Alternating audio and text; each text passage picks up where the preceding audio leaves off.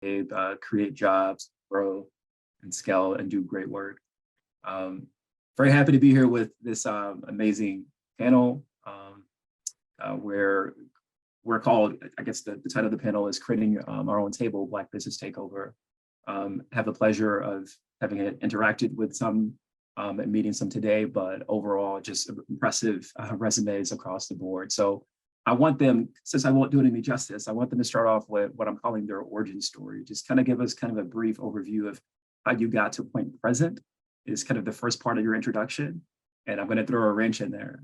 The second part of your introduction is going to be tell the audience for us, what is the probably single most important thing that you're excited about in the Black entrepreneurship ecosystem that maybe people aren't paying enough attention to. And while we get our panelists going, I just want to invite the audience to throw questions in the Q&A. I'll start off with a series of questions of my own, and then about halfway through, I want to certainly invite you all to participate. So I won't take up too much of your time. So with that, again, the prompts are your brief origin story and what is that one single most important thing that you're most excited about in the Black entrepreneurship ecosystem that maybe people aren't paying enough attention to. So we'll start off with Dr. Karleena. Hey everyone, I'm Dr. Karleena or Dr. K. My husband Darian and I are co-founders of Pro Black Health, which is a vitamin company that we started around 2019. But how we started is I'm a general and bariatric surgeon. I'm from New York. I went to Howard for med school and residency. I work and live in Atlanta now. So I've worked in predominantly minority communities. And I don't think it's a secret that the Black community is old in disease, but young in age. And there are many factors to that, but I would come home constantly just so frustrated because it kind of breaks my heart to see us just at a disadvantage compared to the majority. And Darian, he has a marketing background and he was watching a Shark Tank episode, and there's this company that makes beach towels for marine life. And he was like, well, if they could do it for fish, we could do it for Black people. And it was a joke at first. And then one day I was talking about vitamin deficiencies because probably over 80% of my patients are vitamin deficient in at least one mineral or vitamin. And he was like, well, why don't we do vitamins as a way to introduce people to like preventative care and what are things that they can do before they feel sick or get sick. But that wasn't enough. Because we want to do kind of mass education to the community and kind of improve the Black community as a whole. So up to 50% of the profits of our vitamins go towards initiatives, nonprofit initiatives that focus on eradicating healthcare disparities in the Black community. So it's like an individual investment in yourself is also an investment in the community. So that's kind of like the short story, I guess, of a longer story.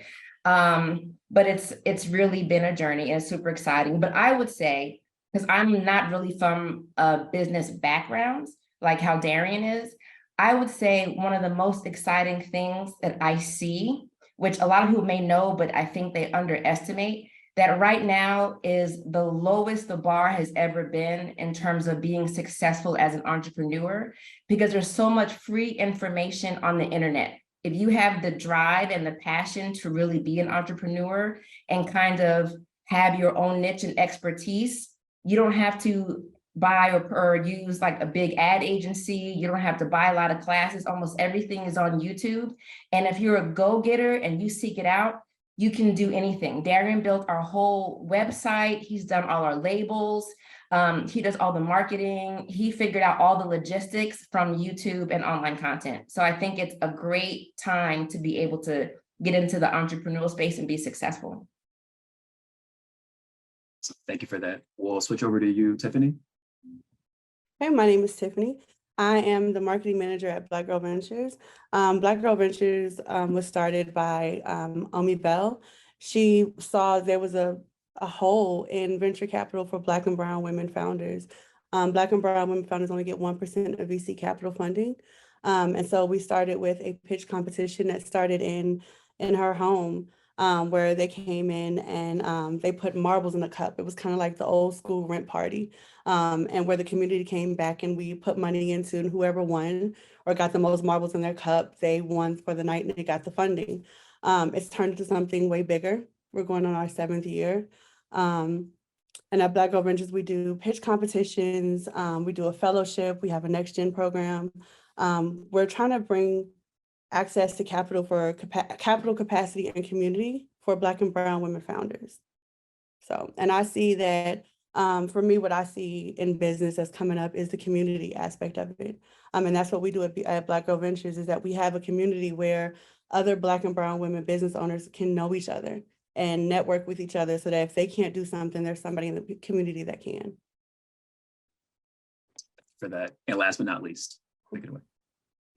Hey, hi, my name is Imari Oliver, founder and CEO of Bond and Play. This is my 6th year, going into my 6th year of founding Bond and Play. So I heard as an entrepreneur, if you make it past 5, it should be smooth sailing. At least that's what they say.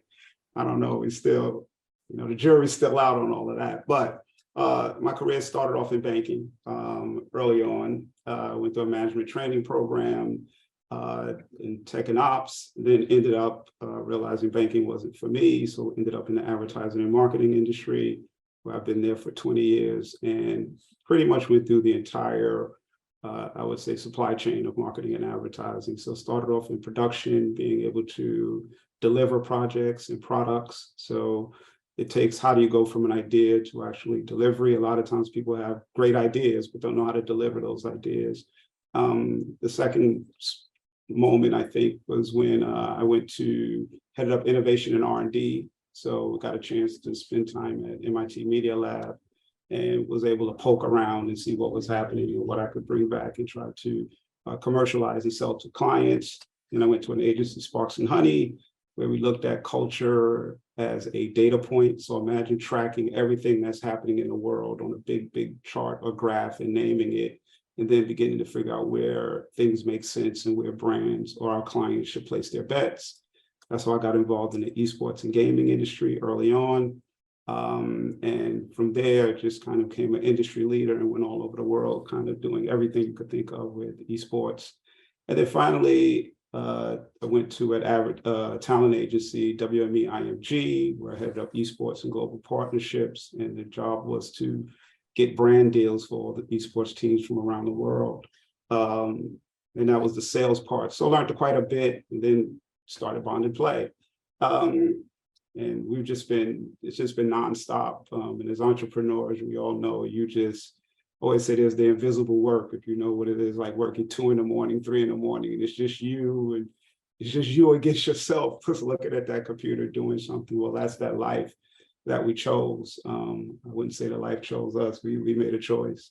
And I would say what I'm looking at, I'm encouraged at technology and how technology is creating an opportunity, particularly for the Black community and other communities of color, to scale and accelerate ideas and take advantage of this moment.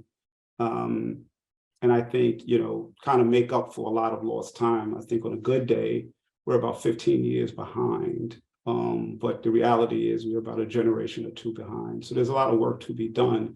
But I would argue this is probably the most exciting time to be an entrepreneur, just like what Dr. K said. It's like, I'm having probably more fun than ever. I'm working harder, but I'm having the most fun ever.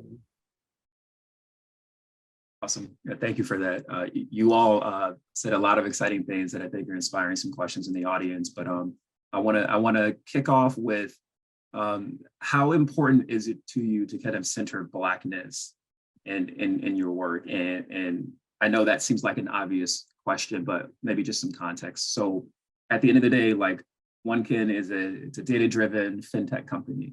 And as much as we are deliberate about providing solutions centering Black-owned businesses, ultimately we are a technology company that benefits all small businesses. And we kind of find ourselves being pigeonholed as Black tech versus fintech. And so it's kind of incumbent upon us to kind of take control of our narrative, saying, yeah, we center Black people, but ultimately we are a technology company competing with other tech companies. How do you kind of, when approached with a similar dilemma, how do you message or handle that? And I'll start off with Dr. K, because I think, not to be presumptuous, I think the answer is obvious for Tiffany, but I'm also going to give you an opportunity to answer. So let's start with Dr. K, and then we'll go Tiffany and then Imari. I think for us, it was very important because, well, me personally, I just feel like the whole world has a very negative perception of Blacks and African Americans in general.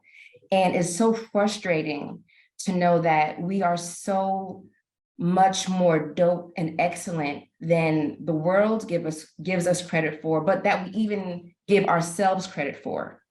And it was a very we were on the fence if we wanted to name ourselves pro-Black health, because a lot of people assume that pro-Black means anti whatever else. But we were like, there's nothing wrong or to be ashamed of, to be proud of your Blackness, because it is something to be proud of. So for us, it was something that is like, we need to let others know that we're not afraid to kind of showcase our excellence, because there's other people in our community and even outside of our community that I think can identify with that, but are scared or don't know how to kind of communicate that proudness and that excellence in a way that won't be off-putting or confusing or offensive. So we wanted to be an example of how do you proudly show who you are? How do you purposefully target the Black community? Because that's what we do. We really focused on the marketing with our colors and with names that resonate within our community. And we didn't want to shy away from that, because no one else in the vitamin space tailors or caters to us. And that's a big deal. We're often left out in so many things, or we're an afterthought. And we want people to say, well, we matter, we're important, and we're doing this specifically for us. And it really has gone a long way, because everyone wants to identify with something and everyone wants to feel special for who they are. And we're trying to get that movement across other platforms as well, but to start with vitamins for sure. I would say for us at Black Girl Ventures, it's about, how can I put, the difference in social capital. So we want to be able to have these Black businesses, which we're we're in all industries at this point now. There's a Black business owner that is in every industry you could think of, but they're not getting in the rooms or the spaces with people who can make a big difference in their lives. So we want to be that like barrier in between. So with social capital, so we're bringing those big names and big partnerships in the same room with these businesses who may not know these type of people, because like you said before, we're behind centuries, and that's including in social capital. Most of the Black businesses, they're the first generation business owners in their family. They don't have business owners who know them or who know other business owners to put them in the right room, and that's where Black businesses fall behind. So it's not just financial capital, but it's social capital as well. And so we want to be that barrier to bring those larger companies in contact with Black companies who can take them to the next level as well. Yeah, I agree with both of you guys, both of you. I think for me, it's, I can't hide the fact that I'm Black. Like, it's clearly that I'm Black, right? So to me, it becomes a bigger issue of this is a business question, as opposed to, I've just evolved to that thinking that this is more about business as opposed to even diversity and inclusion. There's a lot of money. McKinsey just put out a report, the amount of money that the United States and other people around the world have lost or have not had an opportunity to capture, simply because you're ignoring a population or segment because of the amount of melanin in your skin. It becomes a business issue. So beginning to tackle it that way, I am obligated, and I have a particular perspective on how do we create economic growth engines for Black communities and other underrepresented communities, but particularly Black communities, where someone like, little Imari, who's 8 years old and has an idea, or a 21-year-old Imari who has an idea, he shouldn't have to struggle to find the funding or any of these things that he needs or she needs in order to grow and scale the business that they want. I think it's incumbent upon us, like others are doing, and it's obvious. I mean, when we have the question of, do we position ourselves as Black companies or not, I think it's a red herring and it's a distraction. I try to ignore those conversations simply because other people are doing it by just looking at the data. I mean, if you look at investment into Black businesses, it's obvious where the money is going. They don't have to say it for it to be obvious what the challenge is. They're just not investing in Black businesses. They're investing in people that look just like them, and it goes on and on. So it's this continuous pattern. So the solution for me is we have to find ways to take care of our own. When, and that idea came when I was doing a program at the Design Thinking School at Stanford. And the guy was asking me, are you part of this community? And I said, yeah. And he was like, well, yeah, good, because we take care of our own. So part of, I think, the mentality is you have to take care of home base first. And there's nothing wrong with that because every other community does that anyway. Now, with that being said, I'm not a non-for-profit. Like I run a for-profit business. So I understand that I need to have the financial models that would allow me to hire and train and educate more Black folk. I meet so much genius in our communities that's often ignored. And another promise is that Black folk will never be invisible to me. So the same way that other cultures and communities take care of theirs, I think it's incumbent upon us to do the same thing. Awesome. Yeah, thank you for that. And you brought up so many interesting points. And I even think about my own homework in this space, kind of deciding to focus on this ecosystem. And part of that work was really unpacking the advancements made historically, like specifically during the civil rights era. And I love the version of history that we're taught in class versus the version of history that we come to experience and know and understand through our own independent research. And one of the probably most empowering, but also disenchanting experiences was to come to understand that a lot of the advances made during the civil rights era was really a product of economic expediency. It got to a point where it became economically disadvantageous to be exclusionary, to be racist, to exclude Black folks. So I just want to echo that. I think we are, to Dr. K's point earlier, kind of in this renaissance where the barrier to entry has been lowered. And there are many opportunities for us to kind of enter the space. Speaking of entering spaces, I also want to welcome Marcel to the stage. I want to give you an opportunity to say hi real quick. Everyone did their brief origin story, how you got here.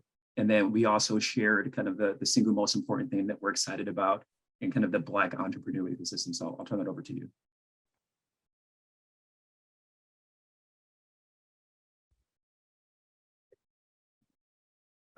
I think we're struggling to hear you, Marcel. Is that just me? Mm-mm. Okay. Okay. Well, we'll give you a moment to get connected. Not yet. We'll give you a moment to get connected. While we wait for that, Tiffany, probably a good segue into a conversation with you. We were talking about access to capital. We are seeing reports coming out recently saying, despite the proliferation of, Black focused VCs, that nothing's changed. That, Black women in particular are still seeing X%. They talk about how in 2022, in particular, VC funding for Black-led funds or companies was down 50%. Just want to give you an opportunity to kind of speak to that, react to that, anything you want to call out in particular. That's actually very true. But it's like that old saying that my grandmother used to say, when America catches a cold, Black folks, we catch the flu. So now that there's money not being out as much, there's the talks of a recession or, with infiltration, there's the money is leaving us. It's 40% down for Black and brown women entrepreneurs from VC funding. And it's something that needs to be discussed. It's not changing. And that's why we're trying to make payments to be able to change that. Our CEO just went and spoke in front of Congress for this the committee, the financial committee, about this very topic. It's not changing. And it's because we're not in those larger companies. We're not in there. We're not in the room with them. And as Imari said, people invest in people that look like them. And I want to give somebody else an opportunity to chime in on that in case there are additional points to add to that. Yeah, I always look at that. And again, my main points stay the same, but I also believe, sometimes we have to be more discerning about the signals that we get from the market in terms of, and not to say this stuff doesn't exist, but, every day I get reports and alerts on the amount of money that's being invested, money that's being spent on building football stadiums and all of this. And I can tell you money is being spent. one thing that people that have money like is more money, and they like to make money, and they can't have their money sitting on the sidelines for way too long. So part of it is how to ignore certain things as entrepreneurs.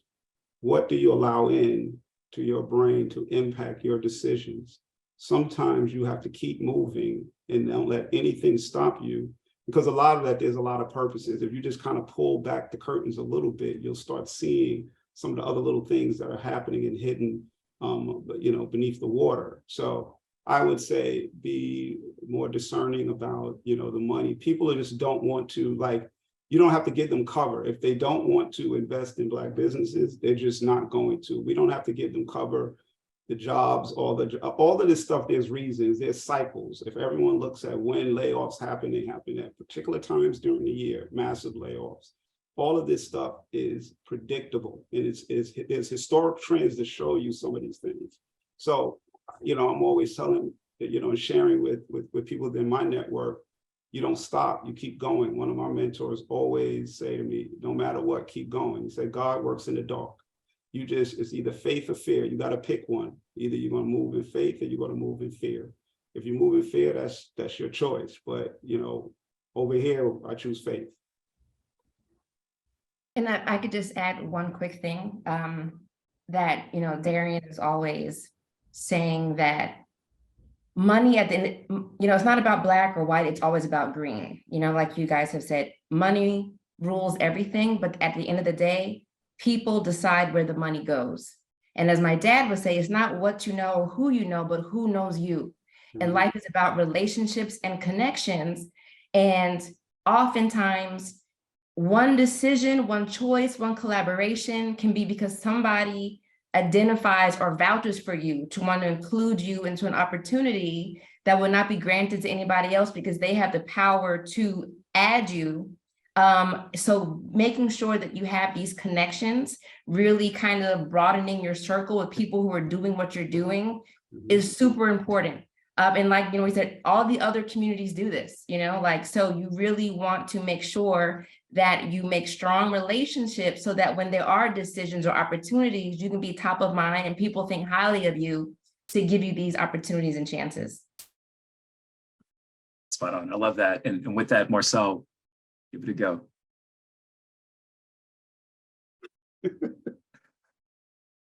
Sorry, Marcel, we still can't hear you. I'm not sure why. Apologies. I'm going to go ahead and pause here. So I selfishly have a million more questions, but the chat and the Q&A is blowing up. So I'm going to go ahead and turn it over to the audience. From the top, we got some really good questions. Rod Faulkner says, venture capitalists are renowned for their anti-Black bias. Do you all see crowdfunding platforms as an alternative way to raise capital?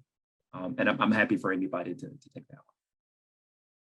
I do think that crowdfunding is an important part, which is why we actually include crowdfunding in our pitch competitions. So the pitch competition, our judges are not called judges, they're called champions. They give feedback.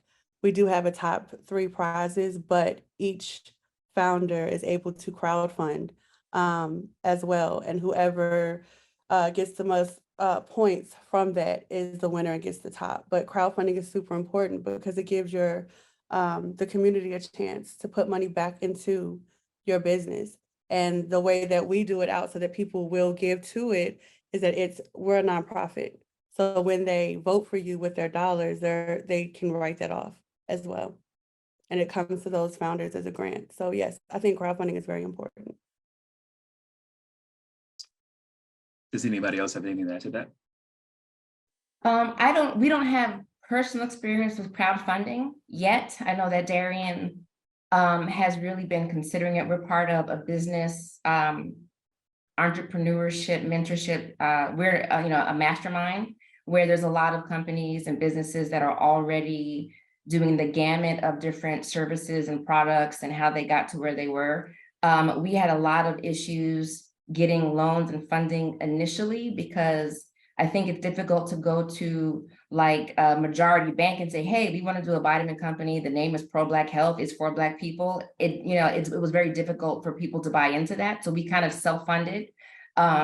our origin, but now we're at a point we can't do that forever. So we're looking at creative ways to be able to invest into the business so that we can magnify our impact.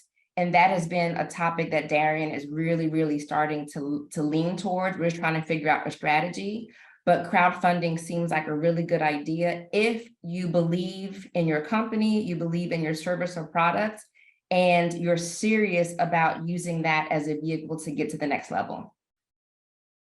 Yeah. And Thank you for that.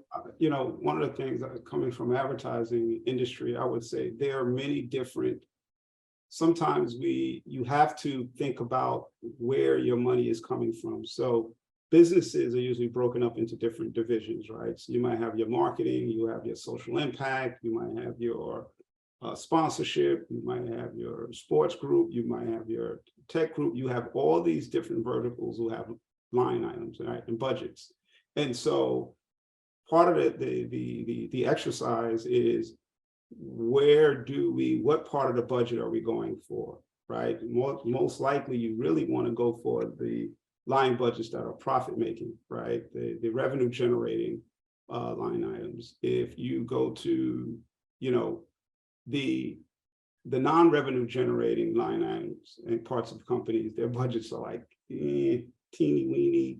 You know, they got a couple of dollars they could give out here and there, but there's really no money there. But there's other parts of companies where they have the lion's share of the money and they're responsible for generating revenue. So they get more money to spend because they're the revenue generating arms of particular companies.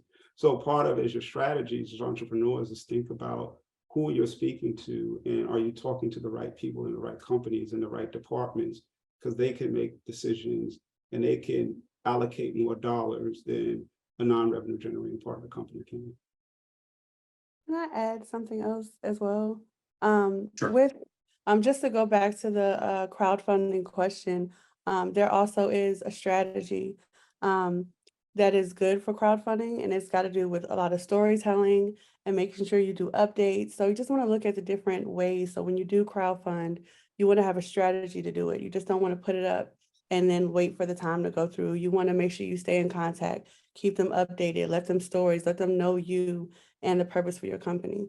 So definitely crowdfunding can be used if you just have the right strategy. A lot of sense. And I think Marcel came back with confidence this time. So let's give it a triple go. Hopefully the third time is a charm. Can you guys hear me? Yes. I can't hear you. I can't hear you. Awesome. Well, you know, for those watching, my name is Marcel Benson. I'm the founder of Benson Watch Company, also known as Benson by Marcel. I started the company several years ago, surely out of my passion for watches. You know, I did the traditional route. I kind of, you know, listened to my parents. Their idea of breaking generational curses was, you know, going to college, being the first to go to college and get a good old job, right? And I did that. And, you know, I did that to the T, right? I got good grades. You know, I graduated with a job, went to work in consulting for a number of years. And then, you know, I realized that I wasn't happy. I was kind of stuck. I was in this place of having everything, right, but not really feeling anything. And I just decided one day that I needed a change. You know, I started talking to different, you know, friends and kind of trying to get some feedback. And then I just decided one day to, you know, to quit the job. And I started thinking about things that I was like passionate about, things that I would do for free, things that, you know, lit me up, things that tapped into my inner child. And I remember watches was the one thing that was consistent throughout my entire life. Like I got my first piece at 7, collected watches all the way to the age of 25, and you know, probably accumulated about 100 pieces. So I decided to start a watch company. And you know, it would be, I knew that it had to be more than just you know, about selling watches, right? I wanted to create something that would also help people that were in a similar space come out of that space. So I came up with the slogan that time should be spent doing what you love, using the watches as a conduit to drive that message to the masses, or a metaphor. And you know, it's been, you know, a journey, but we've you know, come a very long way from 2017 when I quit my job.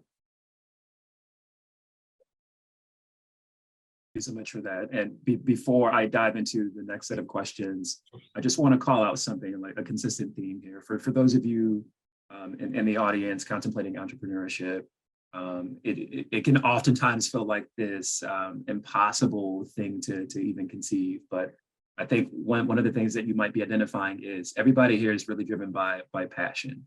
Oftentimes you think like, what am I even going to do? Start with what you care about. Start with where you feel like you can have a unique impact, and let that guide your entrepreneurial journey. The next question, we got a couple questions from Andrew. I'm going to choose one, Andrew, if you don't mind. This is actually a really good one. Do we make a distinction between businesses that are just run by Black people versus those that actually have tangible economic impact for Black communities? And I'm happy for anyone to kick off on that one. My thought is, you could create businesses that are just beneficial to Black communities. Like again, I don't have to say that I'm Black to support my community. I mean, that's what I want to do anyway. That's where I'm gonna spend my time. That's where I'm gonna put businesses that I create. That's who I'm gonna look to hire. That's who I'm gonna look to develop, train. But it's open for good people.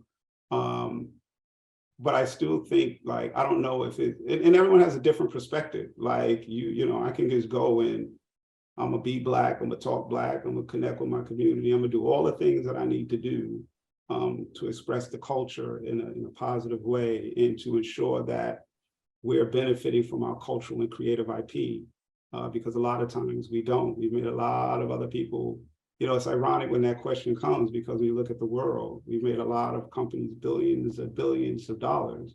We put a lot of people through school from different countries, right? But no one looks at it and saying, well, it's the Black dollar. So I think a lot of it is perspective. And it's how we choose to begin answering some of these questions and how we push back if we choose to. But again, it's a distraction and it's a red herring. And it's one of those things that it's like the Kansas City shuffle. I want you looking over here because everything is really happening over here.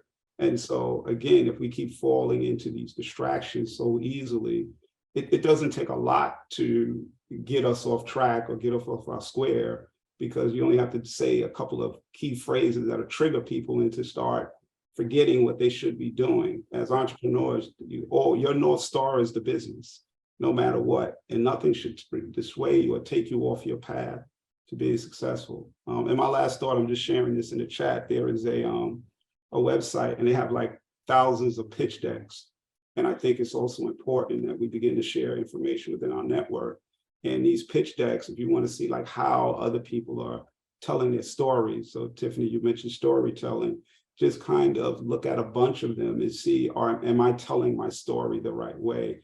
Even if it's not to raise money for someone else, but more importantly, how do you make sure that your story is clear to you? Because a lot of times, sometimes we don't even know what business we're in. We think we're in business. McDonald's is not in the burgers business. Nike is not in the sneaker business. And there's a whole list of people who are not in the business that we might think they're in. They're in different businesses. So that's another part of it, is being clear in what part of the business that you're in. I think, sorry. That's a very interesting question, because a lot of people ask us, who exactly is in the business, or, okay, the founders are Black, but are you going to sell it down the road to a white company? And I think all of us, I would assume, want to give as many opportunities to people who look like us as possible. However, like Imari said, we are in the business to have a profitable business, right? So if I don't want someone to work with me, for me, just because they're Black, but they can't deliver what I need. So I choose partnerships based on ability and personal passion over the color of their skin, because that's not enough to merit being here just because. Same way, I don't believe that because I say I'm Black owned, if you're Black, you should naturally just want to pay me for my service because that. me being Black is secondary. I want to be a colorless entity in terms of the excellence of my product or service. It's not about because I'm Black. I'm excellent and I happen to be Black. So that's a bonus. But just because I'm Black, don't feel obligated to do anything, because I don't want anyone to feel like that's a cop out, or I can have second tier, customer service or quality, and it's okay, but because I'm Black, still invest with me. I think we need to keep ourselves at the same, or if not a higher bar as everyone else, give as many opportunities in our community as possible. But at the end of the day, we're in it to be profitable. We're in it to grow, and good help and good talent is colorless, in my opinion. I want to say that I think that there's a lot of stereotypes as far as Black businesses or people who run things, and that they're not as good as others, that they're not excellent, that they're not the top tier. I think there's a lot of stereotypes of that. I think that there's good businesses in every type. That if you want to be intentional with being with a Black business or having Black partnerships, you can, and you can still be profitable if that's your intention. But I also think that, to answer the question, a business doesn't have to necessarily give a benefit to the community, because if it's a Black-owned business, it is benefiting the Black community, because it's benefiting that Black family, and that, that their generations to come after that. So that's generational wealth that will help our Black community. So if it's Black-owned, it is benefiting the community. So, okay. Yeah, thank you for saying that, and I'll call that out, because we know of late, it's happened recently, and even a couple of years ago, where a Black-owned company got sold to a larger non-Black-owned entity. And as much as I love Black Twitter was throwing a lot of shade, and I think for those of us who are in the ecosystem, who are on the venture side, who are investors, who are founders, we know ultimately that our impact looks like maybe someday having an exit, because we want to make other contributions to the community. So for those of you listening in, just know that an exit is not a sign of failure. That might be the one thing that actually amplifies our ability to invest in the Black community. We got another really good question. Herbert says, Black entrepreneurship has definitely become extremely common these days, but the anomaly is a big Black business. We have a lot of self-employed companies. What do we need to do, or how do we push the agenda forward to kind of get from entrepreneurial status to enterprise status for Black businesses? And Marcel, I'll let you kick off on that one. Yeah, I was gonna say, this is actually a perfect segue coming, piggybacking off of what you were saying about selling the companies, right?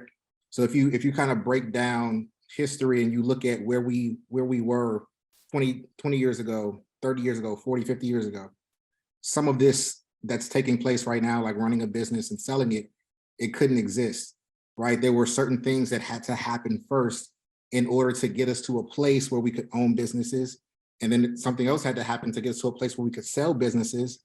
And there will be some more things that need to take place that gets us to a place where we can actually buy businesses, to eliminate having to always look to exiting as the strategy, right?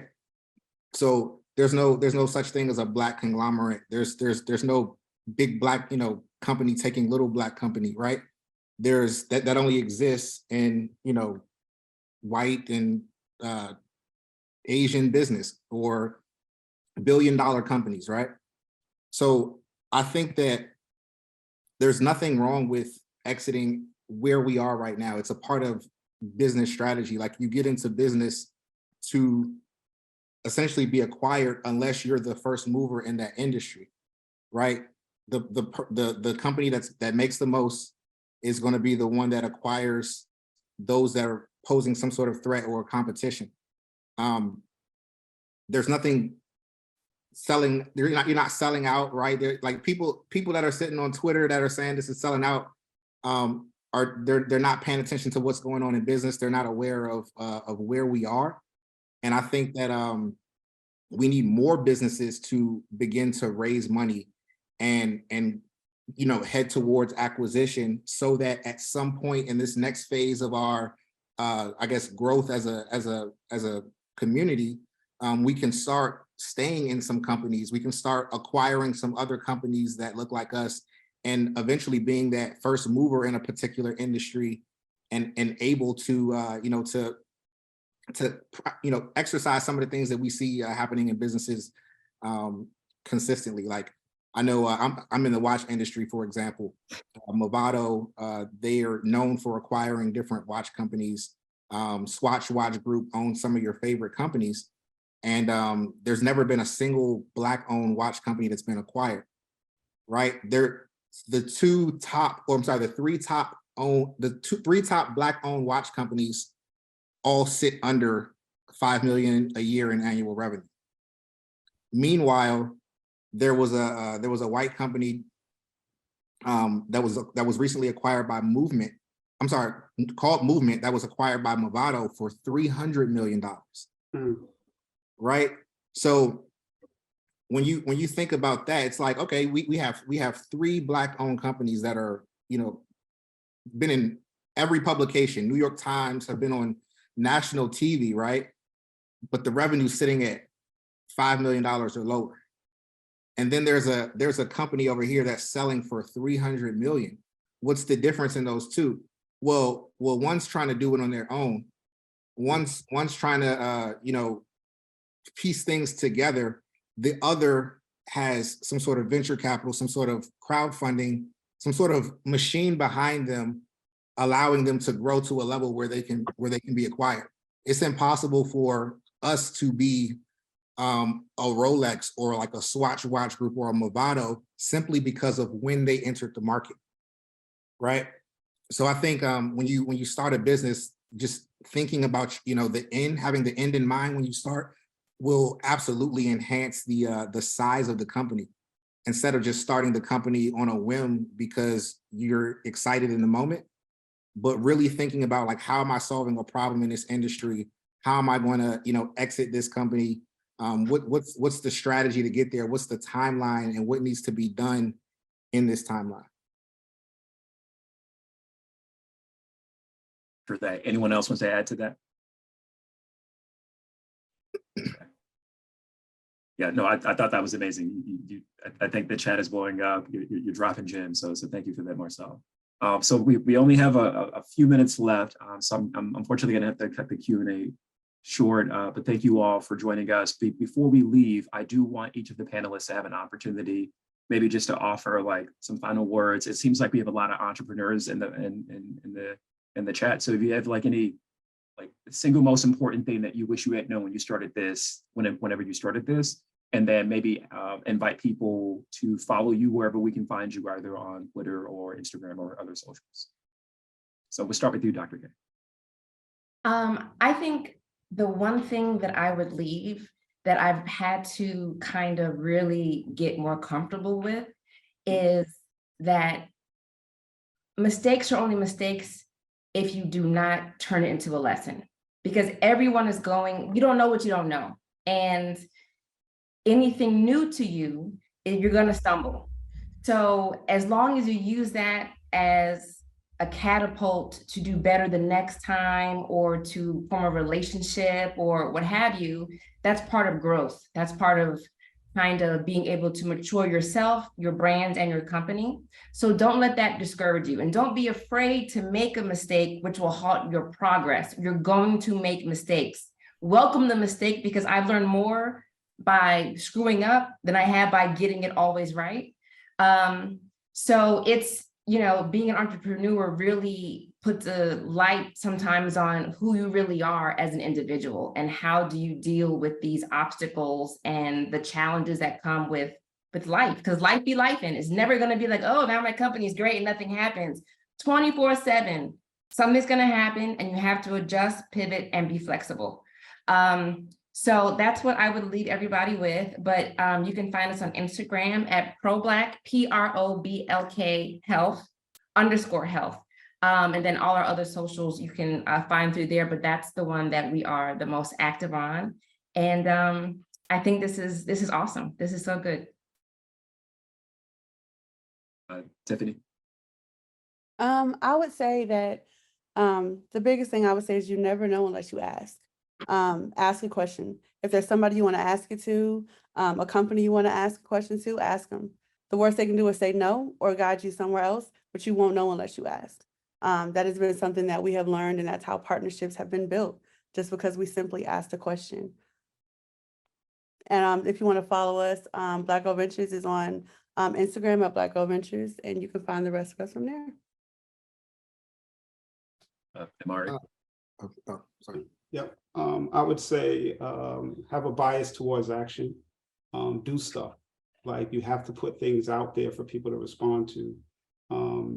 Theory is cool, but put something tangible out there. Write a paper, build something, do something, have something that people can find you without you always having to go to other people, you know, and start building that presence. So if you want to have thought leadership, write stuff. If you want to show people what you're building, build something. It doesn't matter what it is, but just you have to do things. You have to put things, tangible things in the market so that people can touch it and respond to it.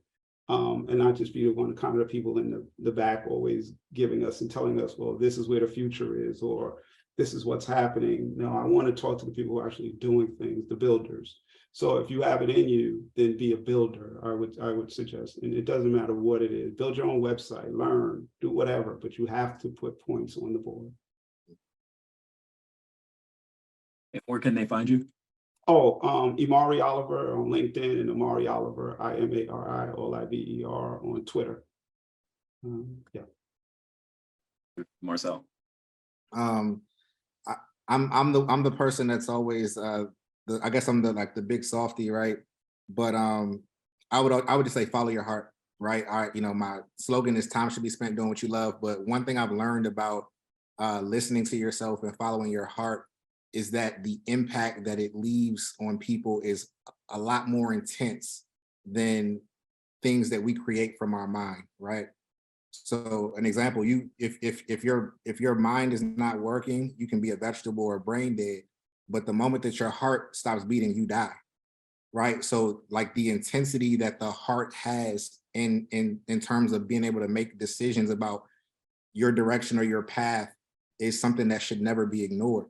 Now, if the mind and the heart are not aligned, the fulfillment of that work will always kind of, you'll always kind of feel weird. You won't step out with the vibrance and the light that you should. So I would just say that whatever you're thinking or whatever you're feeling, not thinking about doing, whatever you're feeling like doing, know that is real.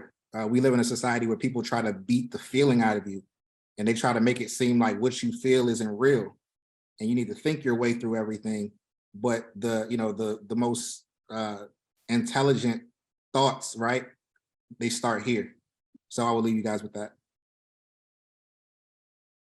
And where can they find you, Marcel? I'm sorry. At Benson Watch, BENSON Watch on Instagram. Follow me, say what's up. I'll definitely write you back. I run the account. Awesome. This has been amazing. And in the spirit of supporting Black-owned businesses, you can also download the OneKin Live app. It's a artificial intelligence powered app that brings audiences to Black-owned businesses. We had the pleasure of hosting Dr. K there a few weeks ago, and I managed to get some of her products. They are fire. So download it, App Store, Google Play. You can find us on IG at _ONEKIN. And most immediately, please remember to visit the amazing vendors here today by clicking the link, the floor show link in the chat. So you can shop now, you can support now.